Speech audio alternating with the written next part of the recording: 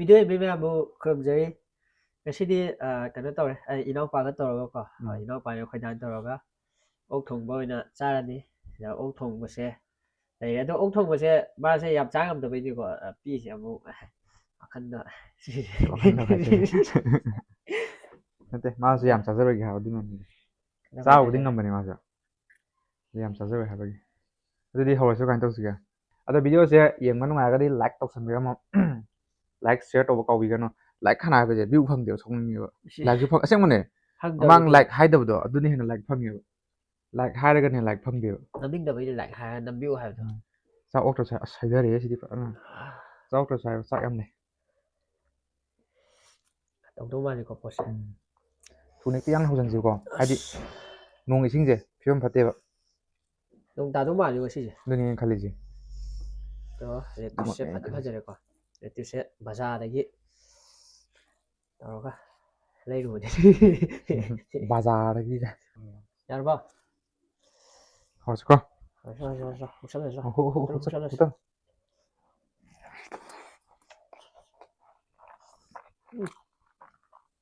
Nó phải đồn thế này rồi.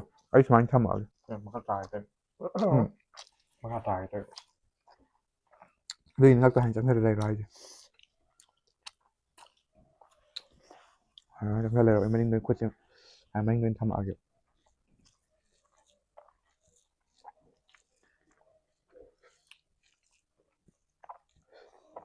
Bụng nào đi cô. Mimi xin chưa? Thầu cái kìa. Mấy đêm xa đây.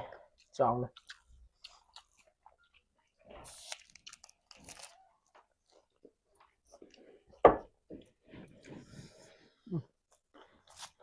How are you, sir? Yang salah baik juga. Chào.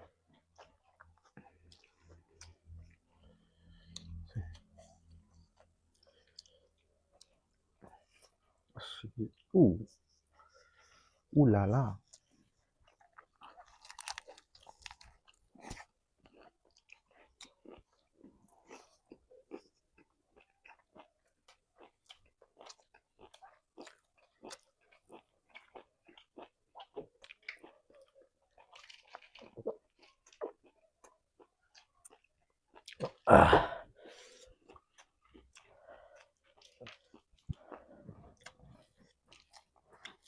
Hảo đấy.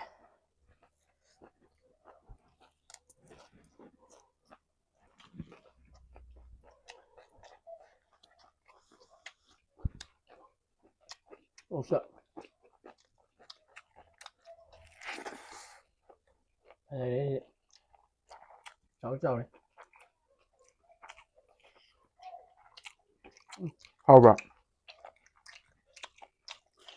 Hảo đấy. Tôi chỉ có ngầm tôi màn tiện. Chọn bằng rượu.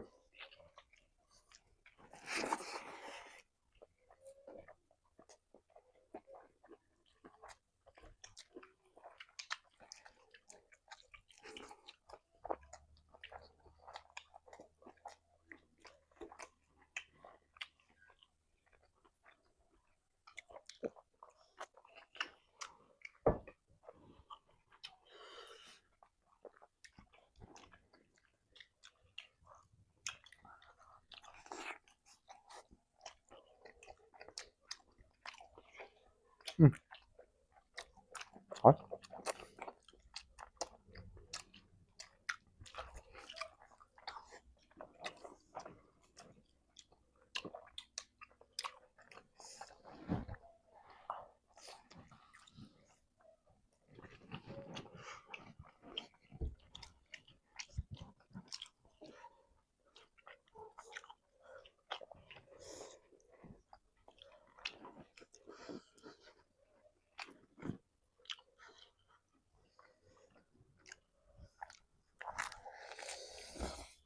Hậu trợ. Hảo đấy. Ốc sao chúng ta thân ạ?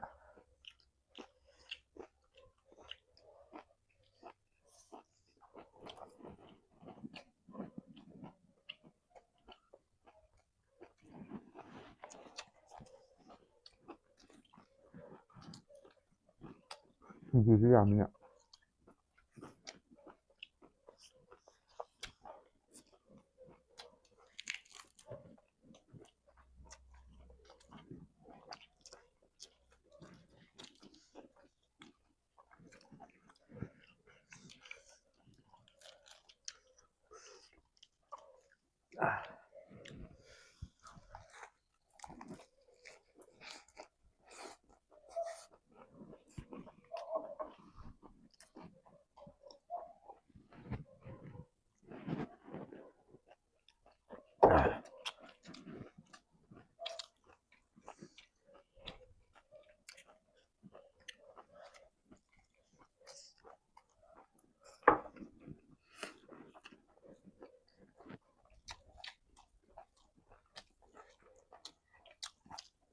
너 올것은 까나 하왜. San다. 응. Lúc là hỏi không.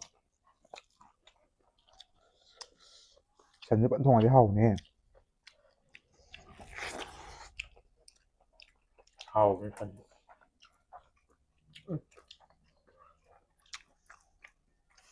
Có cái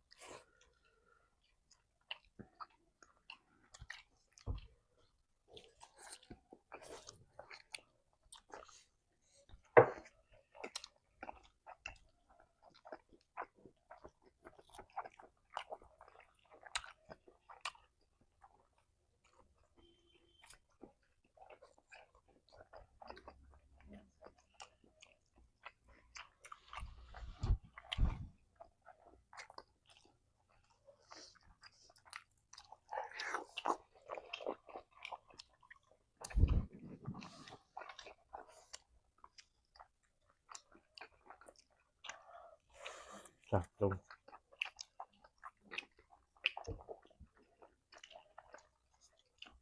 Dạ.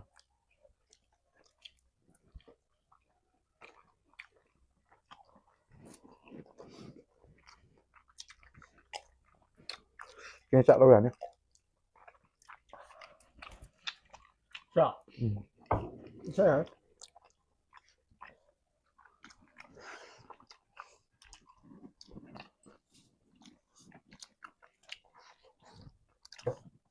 Cái ổ kim nhiều con này. Như xin xanh này đôi nào chợ.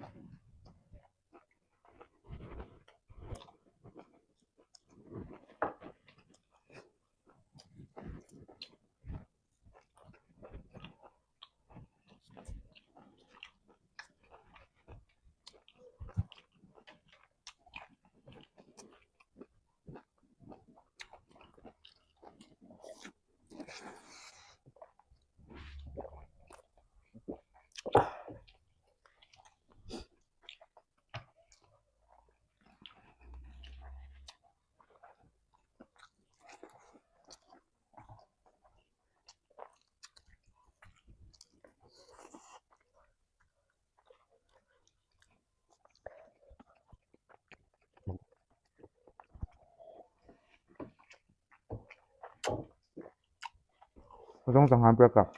Hả? Là vậy. À. Không vậy. Cái chai là cái ruồi gì? Sợ vậy.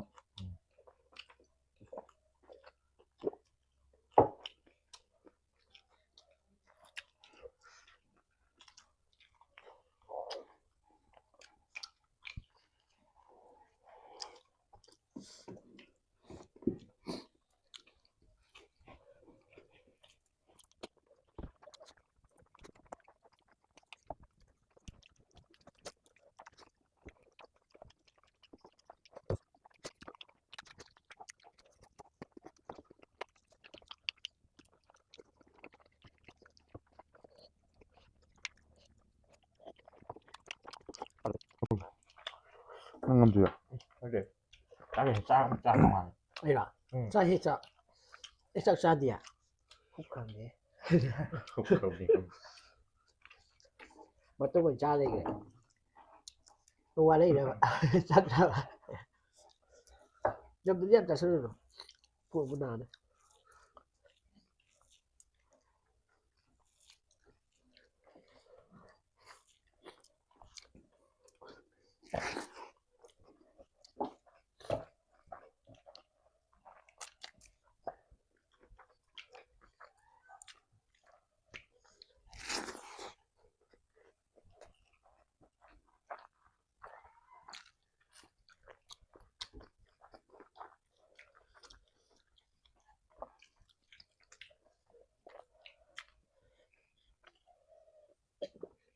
Đường tân á.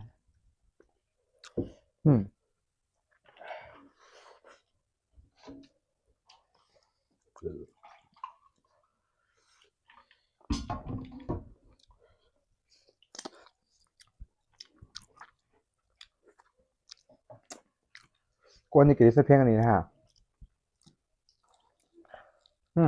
ghé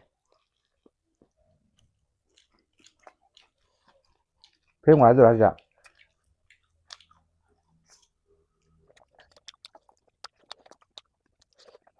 đi chị đi xem này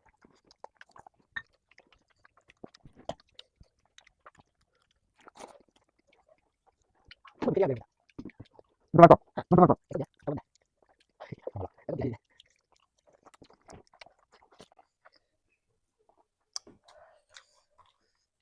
Thì lục kẹp. Tuần này. Ừ. Tuần này.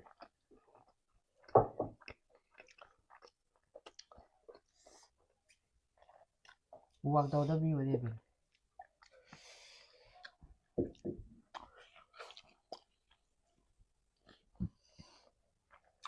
Ba sẽ lạc cái xuống ngay rồi bà tôi điện. Hay đi weather change sâu rồi. Nạc gần mà này bà. Chắc rồi.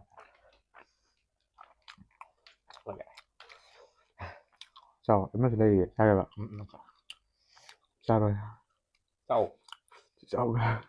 tôi sẽ rồi Bạn này sẽ là cái này chứ. Cái năng điểm ngắt cái số đi pizza đấy nè.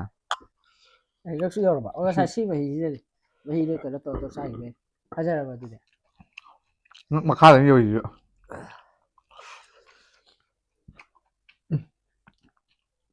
ốc to mà tôi đó trái gặp điểm mà hi là trái cái này sai mà tôi sẽ ăn được Mà tôi ngắm nhỏng cái ốc tôi này. mà tôi Kẹp chưa tôi sỏi và tôi chịu mà tôi ngắm sỏi bằng rồi. tôi sau mà là đi mà hi được hay trái này vậy Mình bị bắt mình bị sang một bạn.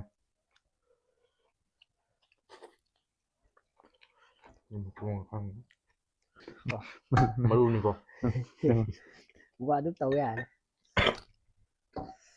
thấy được rồi suy nghĩ out rồi có đài đấy thôi mà cái gì không phải cha không biết Sao gì đâu mà có sợ. Thế là kìa.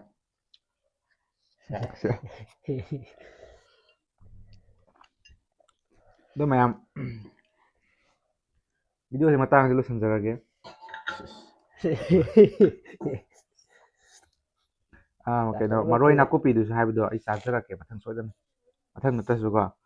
Em ăn grab sao sao hai cái comment sẽ tung pa vào nè mà rồi nào copy được soi dân ra kìa mà thằng được. mà rồi body Mà rồi cái body đâu được. body thì hay là vậy mà rồi là copy hay là Mà rồi nào copy. à tôi sẽ pull lên với sai sẽ phải qua ra rồi ê nào Ada nong bay mukhi bagi sang sang wang hale. Ada video solution ra kìa. Em video nungai bi cái like subscribe tok xem rong. Nang dai rong aja. Hay biết được. Like tok salam mo kan. Like tok mo kan. Like to mà. Subscribe với to. Bye bye.